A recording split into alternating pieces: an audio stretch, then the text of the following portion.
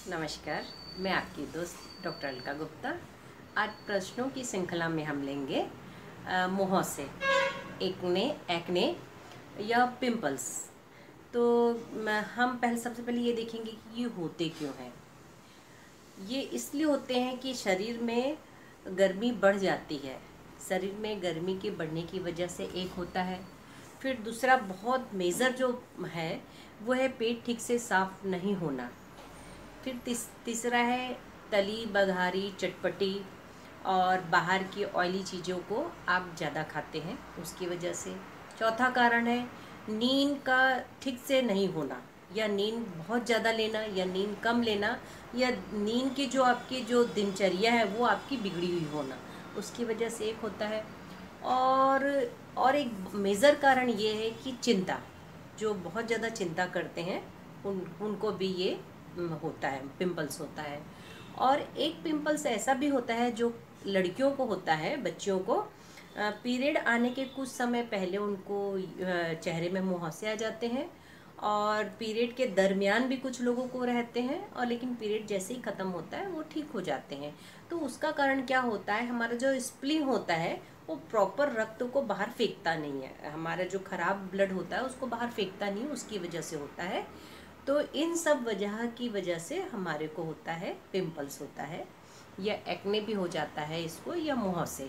तो उसको हम ठीक कैसे करेंगे? सबसे पहले हमने ये तो जान लिया कि हमारे को क्यों होता है।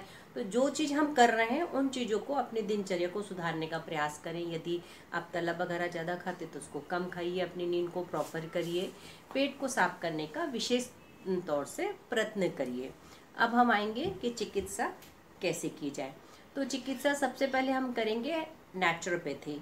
नेचुरोपैथी में आपको क्या करना है, सबसे पहले आपको इस प्रकार से एक छोटा सा, अगर आपके पास पे स्टीमर होगा तो स्टीमर ले लीजिए, और इस स्टीमर को, अगर ये स्टीमर होगा तो बहुत अच्छी बात है, और सपोज आपके घर में ये स्टीमर नहीं है तो आप एक भगोने में पानी गर्म कर लीजिए और टॉवेल ओढ़ लीजिए और धीरे से भाप ले लीजिए। जब पूरे चेहरा आपका एकदम गर्म हो जाए, पसीने से तरबतर हो जाए, पसीने की बूंदें टपकने लग जाए, उसके बाद ठंडे पानी से या बर्फ़ से अपने फेस को धो लीजिए।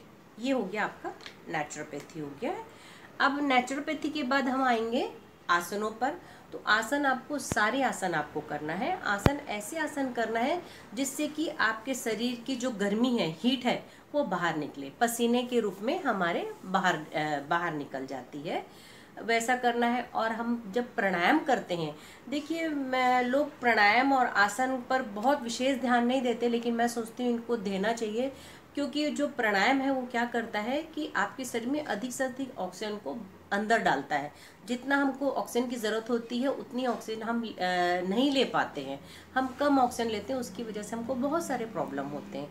तो प्राणायाम का मतलब होता है अधिक से अधिक ऑक्सीजन को अंदर ऑब्जर्व करना और कार्बन को बाहर फेंकना। इस प्रोसीजर में भी आपको बहुत फ़ायदा होता है।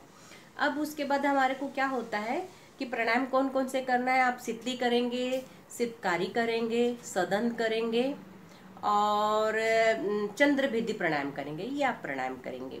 अब एक्यूप्रेशर में हमारे को क्या करना है, इस प्रकार से ये जो फेस है हमारा, यहाँ पर मैंने आपको बताया था, यहाँ पर बस आप कहाँ पर क्या है करके इसका ध्यान मत दीजिए, बस यहाँ पर ये जो ये वाला एरिया है, इस एरिया में ऐसा ब्लैक कलर आप लगा लीजिए। ये हमारा एक्यूप्रेशर हो गया। आसन हो गया, प्राणायाम हो गया, और एक्यूप्रेशर हो गया, नेचुरोपैथी हो गई। अब हम घरेलू चिकित्सा में आएंगे। घरेलू चिकित्सा में हमारे को क्या करना है, इस प्रकार से ये त्रिफला चूर्ण आपको बाजार में भी मिलता है, ये त्रिफला चूर्ण लीजिए, और त्रिफला चूर्ण को ऐसा करके पाव टीस्पून आपको लेना है, इस प्रकार से पाव टीस्पून लीजिए, और इसको रात के समय आप कुनकुने पानी में, आप रात को जब सोएंगे तब आखिरी लास्ट में इसको लीजिए और फाँक कर सो जाइए। नहीं तो अगर आप नहीं करेंगे तो आप ये क्या करिए, इसको ऐसा करके पानी में घोल दीजिए, और घोलने के बाद इसको कांच के ही बर्तन में रखना, लकड़ी की जगह में रख दीजिए और ढक के रख दीजिए, और सवेरे उठते साथ आपको इसको पीना है। ये पी लीजिए। फिर इसी प्रकार से ये अंजीर है, अंजीर को भी रात को आप भिगो दीजिए, भिगोने के बाद इसको सवेरे आपको खूब चबा चबा के आपको खाना है, और साथ में अंजीर के साथ में आप काला मुनक्का भी कर सकते हैं। क्वांटिटी आपकी 10 से 12 के करीब रहेगी। ये आपको लगाना है, ये लगा लिया आपने। अब उसके बाद इस प्रकार से ना, ये देवला पार का साबुन है, इसको बोलते हैं जो देवलापार में गौशाला है वहाँ पर ये मिलता है। ये हमारे नागपुर में भी मिलता है, चित्तारौली के पास में इसकी वो है। ये बहुत ही बेहतरीन, कुछ भी आप नहीं करेंगे तो सिर्फ इस साबुन से अपने फेस को धोएंगे तो आपको मुहासे में बहुत ज़्यादा फायदा होगा। ये मिट्टी और गोबर से बना हुआ साबुन है, ये मिलता है।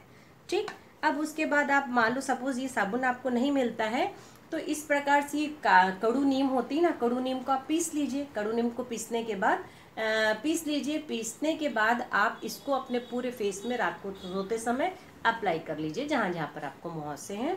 और सपोज आपके इसमें बहुत ज़्यादा हीट है तो इसमें थोड़ा सा आप जो अपना देसी कपूर होता है, 1 पिंच देसी कपूर डाल लीजिए और थोड़ी सी तुलसी पीस कर डाल लीजिए, तो इसमें भी आपको बहुत ज़्यादा फायदा होगा। ये आप कर लीजिए, कड़ू नीम है। अब ये कड़ू नीम को भी कर लिया आपने, इस प्रकार से इतना आप कर लेंगे पूरा तो आपको बहुत ज़्यादा फायदा होगा। और एक और बहुत अच्छी चीज़ है कि जो बासी जो थूक होता है हमारा, उस बासी थूक को अब सवेरे बिना ब्रश किए अपने थूक को अपने पूरे फेस में अप्लाई कर लीजिए। अप्लाई करने से आपको, और उसके बाद आधा घंटा के बाद, आप आधा नहीं भी होंगे तो आप 10 से 15 मिनट के बाद अपने फेस को धो लीजिए सादे पानी से, तो आपको फ़ायदा हो जाएगा। इतना आप करिए, आपको ज़रूर ज़रूर ज़रूर से फ़ायदा होगा। और साथ में मैं आपको बोलती हूँ खट्टे फल आप अधिक से अधिक खाइए, जिससे कि आपको विटामिन सी मिलेगा और आपका पेट साफ होगा। आप ऐसा करेंगे तो आपके मुँह से ठीक हो जाएंगे। धन्यवाद। मैं डॉक्टर अलका गुप्ता।